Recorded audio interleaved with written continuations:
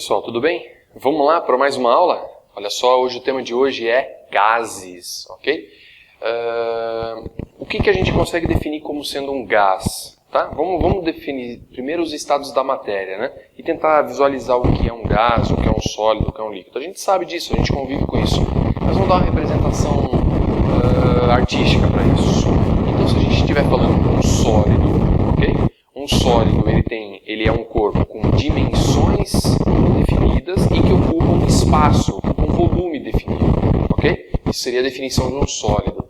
Um líquido, por sua vez, ele tem um volume definido, mas ele não tem as suas dimensões definidas, o seu formato definido, ok? Ele vai depender do formato do recipiente em que ele está inserido. Então, se eu pego esse líquido que está nesse recipiente quadradinho e eu troco ele para um jarro cilíndrico, ele vai assumir a forma desse cilindro, mas o volume ocupado vai ser o mesmo, ele ocupa o volume que é definido por ele mesmo. Agora, um gás, a matéria no estado gasoso, ela não tem nem forma e nem volume definido. Se eu coloco esse gás nesse recipiente, ele vai ter a forma e vai ocupar o volume do recipiente. Se eu tiro esse gás daqui e coloco ele num outro recipiente um pouquinho menor, por exemplo, ele vai ocupar o volume de todo aquele recipiente. Então ele mudou a forma e ele mudou o volume ocupado. Então ele não tem nem forma e nem volume ocupado. Qual é a desculpa ou qual é a ideia de se estudar gases? Se a gente for pensar na constituição do universo todo, nós temos mais de 90% do universo é composto por hidrogênio. 9% mais ou menos é composto de hélio. Quer dizer, sobra 1% apenas das outras matérias, dos outros elementos químicos, e dentre esses elementos químicos, alguns são gases ainda, não é isso? Bom, o estudo dos gases permitiu algumas revoluções na tecnologia. Veja, por exemplo, que as primeiras máquinas térmicas, utilizavam processos de gasosos, né, transformações gasosas na sua composição. Então tinha expansão de gás, compressão de gás e assim por diante. Então o estudo de gás se faz necessário com certeza. Vamos dar mais alguma papeada do que é o gás. A gente está cercado por gás, né? A gente está imerso no gás. Né? Se a gente pensar que a gente está cercado por oxigênio, por nitrogênio, por gás carbônico, por dióxido de carbono e outros gases por aí, a gente está mergulhado numa enorme piscina de gás, né? Que é a nossa atmosfera. Esses gases à temperatura ambiente, esses elementos na temperatura ambiente, eles estão no estado gasoso. Nem tudo está no estado gasoso à temperatura ambiente. A água, por exemplo, ela é líquida na nossa temperatura ambiente, mas ela também pode se tornar um gás, né? Eu posso aquecer ela até que ela vire um estado de vapor e depois, se eu aquecer isso ainda mais, ela pode se tornar um gás, ok? Bom, vamos tentar imaginar, já que o gás ele é feito por moléculas, vamos tentar representar essa molécula da maneira mais simples possível. Nós vamos representar a molécula como se fossem bolinhas. Eu sei que a molécula de oxigênio é composta por 2 átomos de oxigênio, né? Mas para simplificar, vamos deixar como simplesmente uma bolinha. Tudo bem? Qual que é o diâmetro médio de um átomo, de uma molécula? Tá? O diâmetro médio de uma molécula é 10 elevado a menos 10 metros. Essa unidade 10 a menos 10, ela é conhecida como angstrom, né? Um físico sueco que pesquisou muito sobre isso. Então 10 a menos 10 é 1 angstrom, ok? Dá para imaginar quanto é 1 angstrom? Quanto é 10 elevado a menos 10? Bom, 1 metro, mais ou menos isso aqui, ok? Mais ou menos 1 metro. Se você pegar esse 1 metro e dividir ele em 1000 pedacinhos, eu vou ter 1 milésimo do metro, ou 1 milímetro, né? 1 milímetro, tá bom. Então 1 milímetro é eu pegar 1 metro e dividir em 1000 partes. Dá para visualizar 1 milímetro ou 1 milímetro? Dá. Se você pegar a sua régua, a distância entre dois risquinhos, aqueles menores, aqueles mais pertinhos, né? A distância entre 2 risquinhos daquele é 1 milímetro. Então é tranquilo, é visível ainda. O milímetro é uma unidade de comprimento que ainda nos é visível.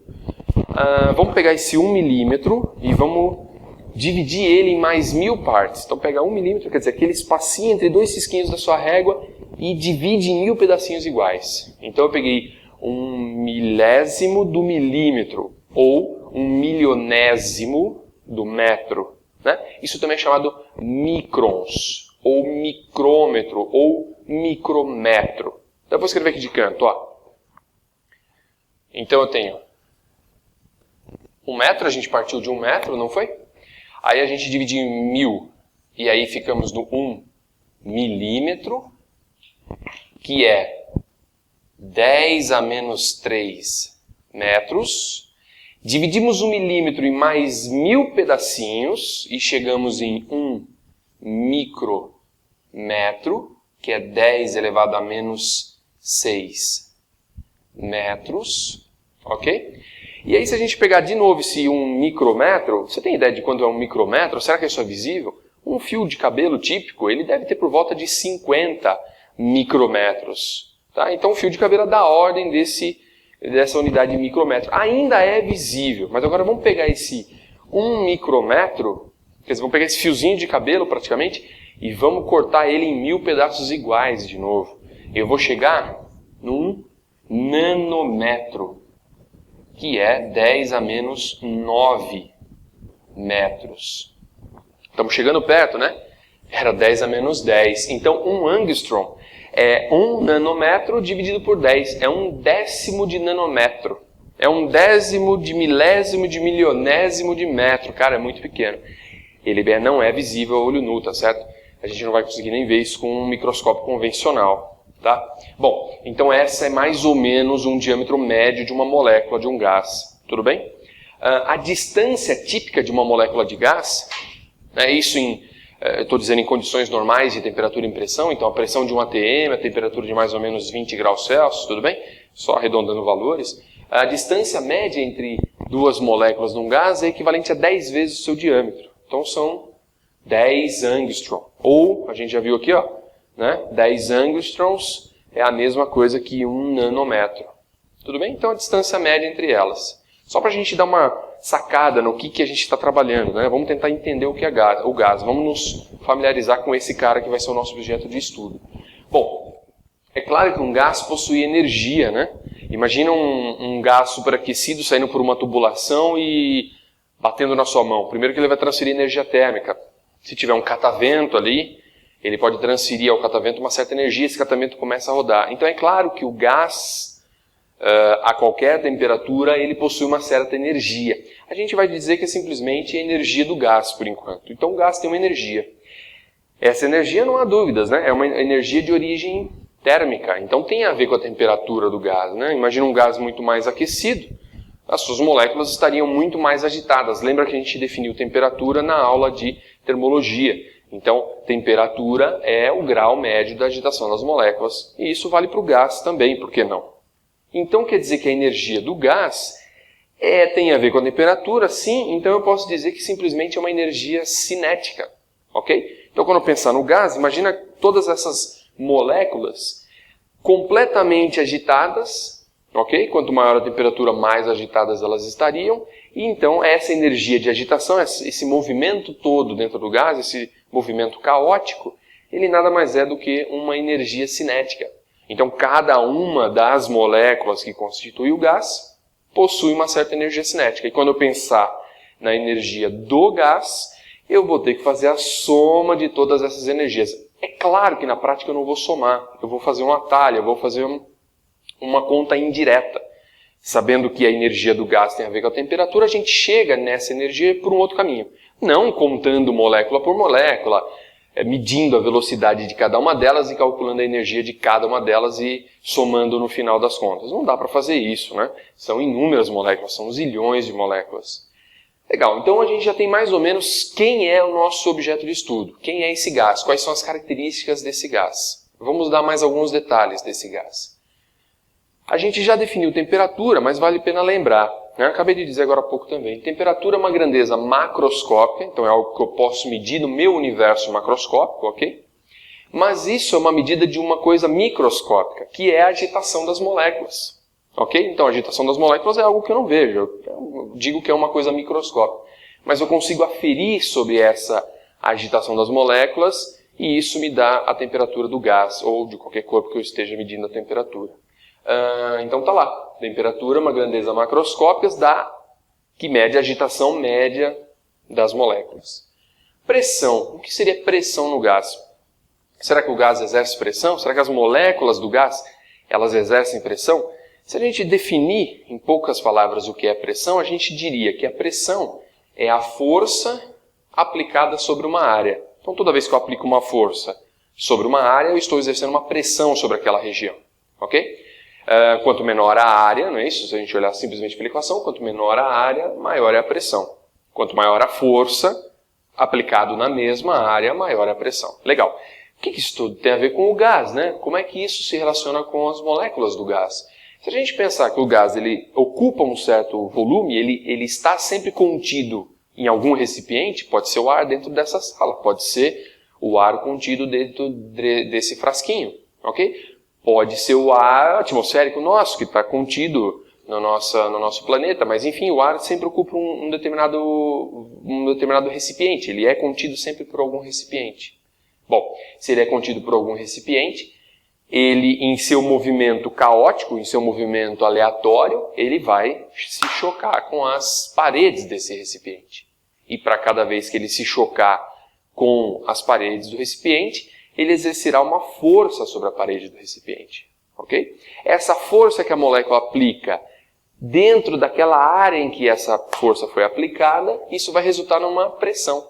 Agora, cada uma das moléculas colide com as paredes e cada uma exerce uma micropressão.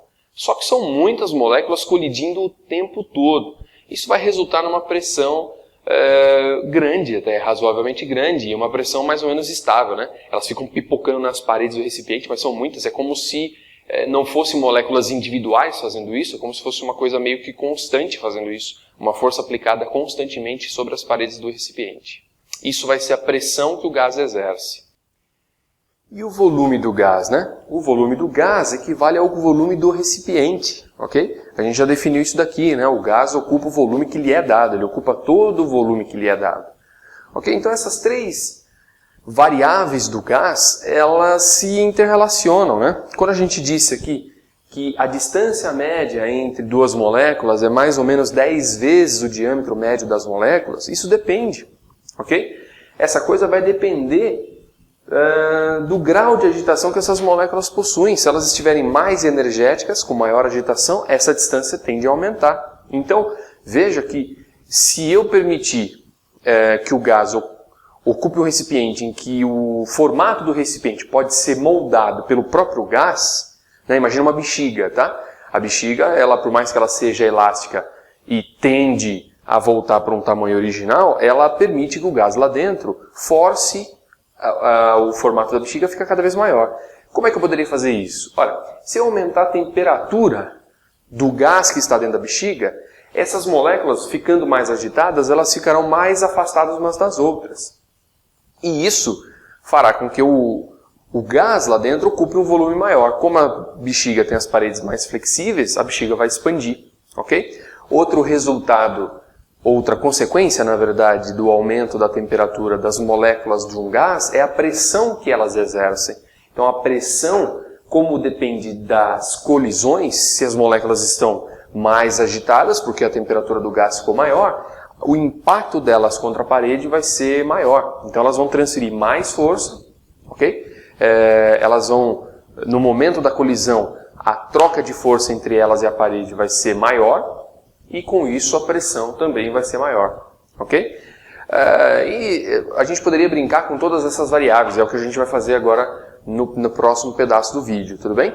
Então, a gente se vê lá.